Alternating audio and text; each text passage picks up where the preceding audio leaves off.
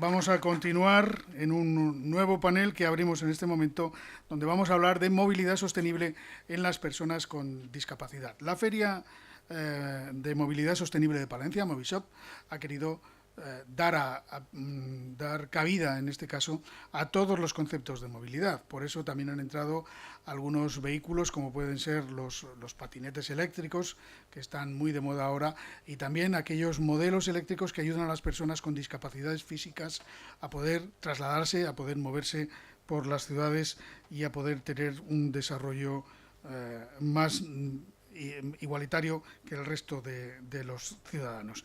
Contamos con la presencia de Carlos Sánchez Martín, que es director de Accesibilidad Universal e Innovación de la ONCE. Carlos, estamos a tu disposición.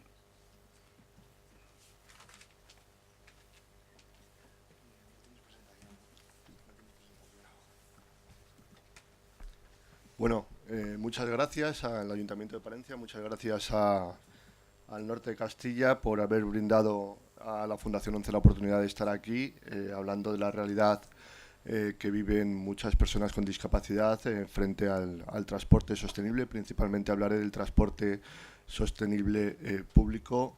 Quiero hacer una matización, no soy el director de la Fundación en materia de accesibilidad, es Jesús Hernández, no ha podido estar aquí, así que bueno, yo estoy en el área y le sustituyo, ¿no?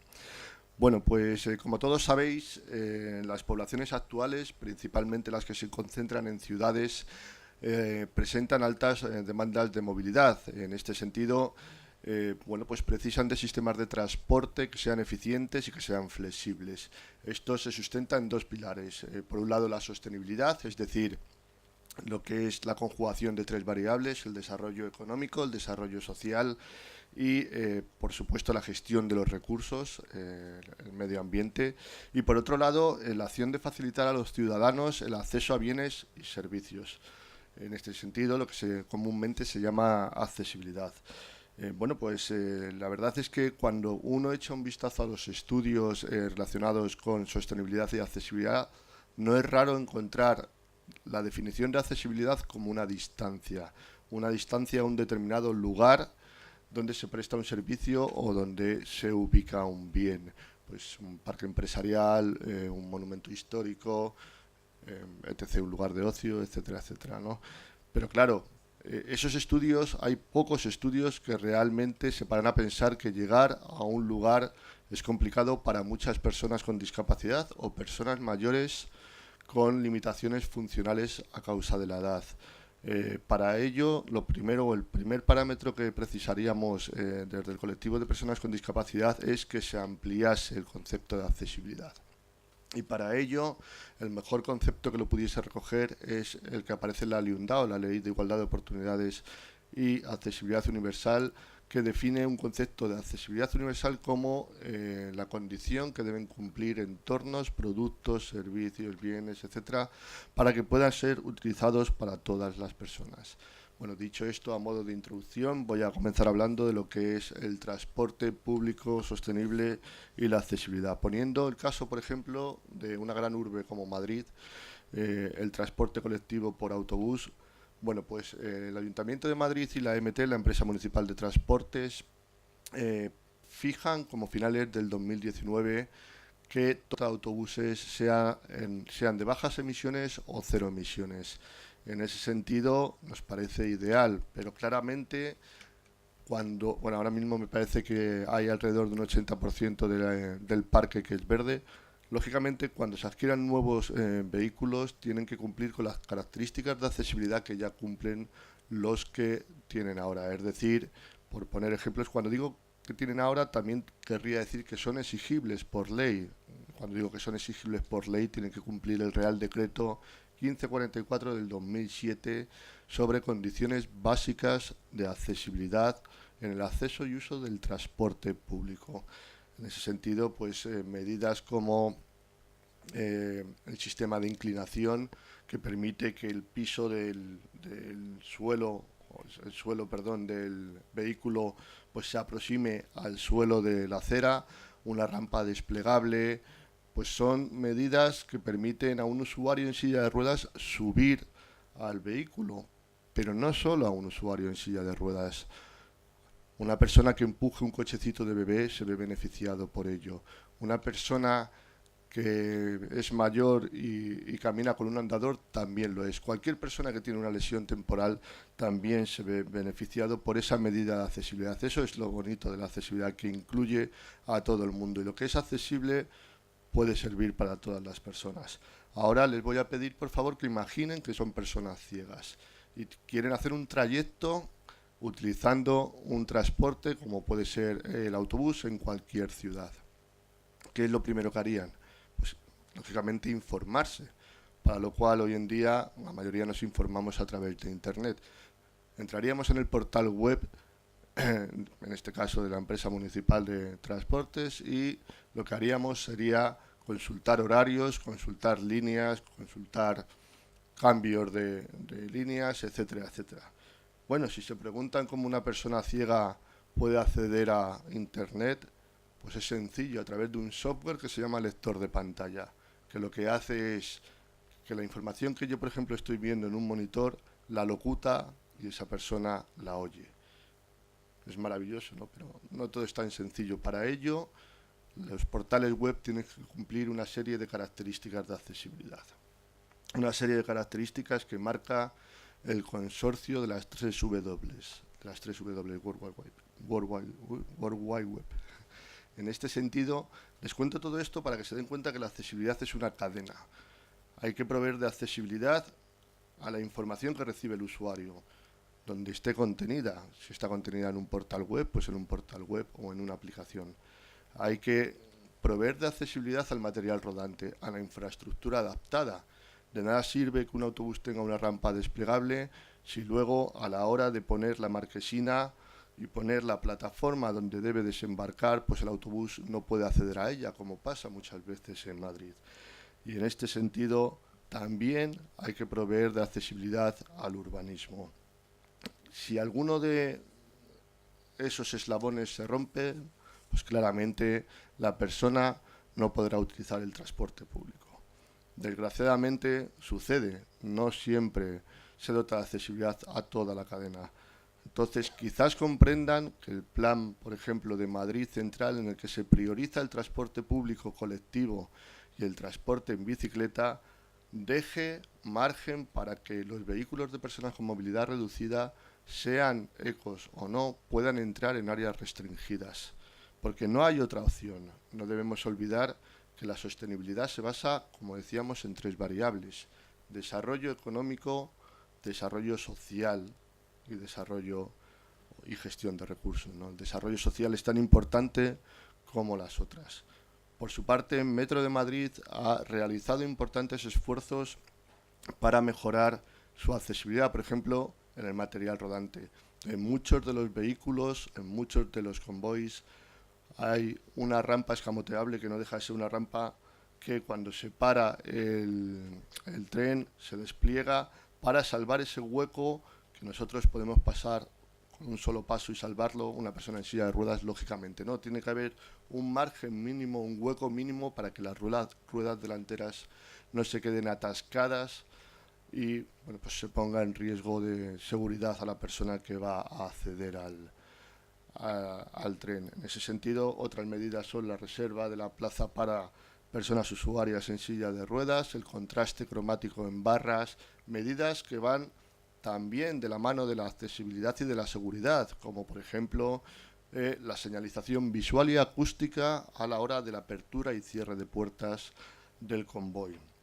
En cuanto a la infraestructura asociada, se han instalado ascensores con dimensiones adecuadas que albergan usuarios en silla de ruedas, botoneras en braille, instalación de voz para que la persona sepa, si no ve, exactamente por qué planta va el ascensor. Bueno, pues medidas como el pavimento de botones o troncocónicos, creo que es la palabra más adecuada. Muchas veces lo habrán visto, se trata de un pavimento de un color diferente, normalmente amarillo, que tiene unos pequeños botones. ¿Para qué sirve? Pues para que un usuario que vaya con un bastón de ciego, detecte el relieve y se quede detrás de la zona de seguridad. Simplemente para eso. También pavimento en tacanaladura para avisar de cambios de nivel. O displays, pantallas LED, que sirven para todos. Los mensajes escritos nos avisan de pues una posible incidencia. Lógicamente también valen para personas que no oyen. Bueno, aún así siguen existiendo pues falta de conexión vertical accesible en muchas de las paradas de metro. Es decir, hay gente que no hay ascensores para subir a calle o para hacer un transbordo en condiciones óptimas. Y sobre todo falta una cosa importante, que es formación del personal que está de cara al público, que atiende al público. Tendrían que tener formación en atención a personas con discapacidad. Bueno, ¿qué sucede con un transporte como el taxi? ¿Qué pasa con lo que respecta a taxis accesibles? El Real Decreto que mencionábamos anteriormente, el 1544 del 2007, marca como el pasado 4 de diciembre del 2017 el plazo en el cual las ciudades tenían que tener reservado un cupo de un 5% de la flota de taxis. Un 5% tenía que ser accesible. Bueno, pues en realidad nosotros lanzamos un estudio, un informe el año pasado junto con el CERMI, en el cual estaba focalizado en las poblaciones de más de 50.000 habitantes y solo el 40% de esos municipios llegaban a esa cuota. El 60% no llegaba, pero es que hay casos como el de Madrid, en el cual apenas se llega al 2%. En Barcelona se llega al 1%, faltan casi 450 taxis accesibles. Bueno, como buenas prácticas tengo que felicitar a Palencia porque sois de los pocos que cumplís, llegáis al 6% de la flota y eso para muchas personas es una gran noticia porque realmente hay personas que no pueden hacer uso de ese servicio. Ciertamente el sector del taxi está haciendo un esfuerzo, a veces sustentado económicamente por las administraciones locales, para renovar la flota, para renovarla con vehículos que sean no contaminantes.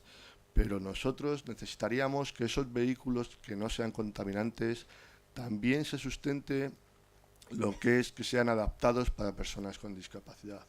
Hablamos de vehículos con un alto coste de adquisición, no son baratos, y a ello hay que incluir la modificación y homologación necesaria para, por ejemplo, albergar un usuario de silla de ruedas.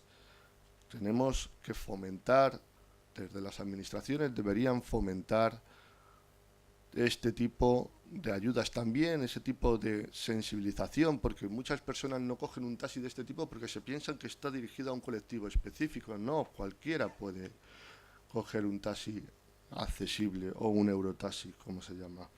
Bueno, el taxi llega donde no llega el transporte público, por eso es fundamental dotarlo de accesibilidad. Llega hasta la puerta misma donde quieres ir. Y ahí enlazamos con el último escollo que tienen que superar muchas personas, que es la accesibilidad urbanística. Es cierto que somos una referencia mundial. Es cierto que España es un país en el que se cumplen muchas condiciones de accesibilidad. En realidad, parte de la culpa, falta de modestia por nuestra parte, pero lógicamente la tenemos nosotros a través de un convenio que firmamos con el IMSERSO dotado de fondos FEDER, de fondos europeos y con las administraciones, con los ayuntamientos, que durante 22 años, desgraciadamente la línea acabó en el 2011, supuso una inversión de más de 200 millones de euros y que se dieron ayudas a más de 700 municipios para mejorar la accesibilidad urbanística. Aún así, sigue habiendo incidencias. En nuestro último informe nos damos cuenta que ese trabajo que hemos hecho ha calado, pero también se siguen diseñando mal algunos elementos constructivos, como puede ser, por ejemplo, las plazas de aparcamiento reservadas para personas con discapacidad, con una dimensión inadecuada en ocasiones, sin conexión con la acera, lo que obliga a la persona en silla de ruedas a ir por la calzada hasta encontrar un vado que le comunique con la acera.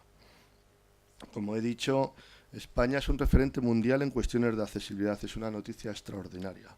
Aunque por otro lado tenemos que tener en cuenta que la Ley General de Derechos de Personas con Discapacidad fijaba el mismo plazo que hemos dicho anteriormente, el 4 de diciembre del 2017, para que los edificios de uso público, sistemas de transporte, material rodante e infraestructuras asociadas fuesen accesibles. Y la realidad es que nos queda camino por recorrer. Es cierto que en nuestro trato con los gestores nos damos cuenta de que hay una evolución, hay aspectos muy positivos. Las administraciones son cada vez más conscientes de que la accesibilidad no solo beneficia a un colectivo sesgado, nos beneficia a todos, como decíamos anteriormente. Una persona embarazada, una persona que empuja un carrito, una persona con una lesión temporal, una persona que por cualquier dificultad cognitiva no puede entender algo. Para eso está la señalítica, que sea directa, concisa y clara. En este sentido, como aspecto a mejorar, también nos encontramos que las administraciones no tienen una conexión interdepartamental en materia de accesibilidad. A lo mejor se hace una reforma a un edificio, se hace una reforma en una calle o se acomete una compra de vehículos que sí tienen una dotación de accesibilidad, pero no hay una conexión para que vayan orientados a lo mismo. Por ejemplo, que en el casco histórico el urbanismo, los edificios y el transporte sean accesibles, lo cual es fundamental para que el transporte también pueda ser utilizado por personas con discapacidad. Bueno, voy a terminar haciendo una reflexión de cómo nos planteamos el futuro. Creemos que hay agendas de obligado cumplimiento, de cumplimiento internacional, es obligado cumplimiento según el gobierno la quiera asumir o no. Y en esta línea nos parece muy importante la Agenda de Naciones Unidas 2016-2030, que son los Objetivos de Desarrollo Sostenible. Ahí, en el 11º objetivo, cito, enuncia: lograr que las ciudades sean inclusivas, seguras y sostenibles. Como conocerán muchos de los presentes, los objetivos se desglosan en metas. Ahí encontramos una meta que es la 11.2, que persigue proporcionar acceso a sistemas de transporte seguros, asequibles, accesibles y sostenibles para todos. En particular mediante la ampliación del transporte público, prestando especial atención a las necesidades de las personas en situación de vulnerabilidad, las mujeres, los niños, las personas con discapacidad y las personas de edad. Estas metas contienen una métrica, un indicador, con una metodología desarrollada. En este caso, la meta 11.2 se mide con un indicador que dice que se considera adecuado al transporte cuando se sitúa en una distancia menor o igual a medio kilómetro a un punto de referencia como pudiese ser un colegio, un hospital, un parque empresarial, etcétera, etcétera. Y la novedad sería adecuado si contempla las necesidades de todas las personas, incluidas aquellas con dificultades de movilidad, visión o audición, también personas mayores.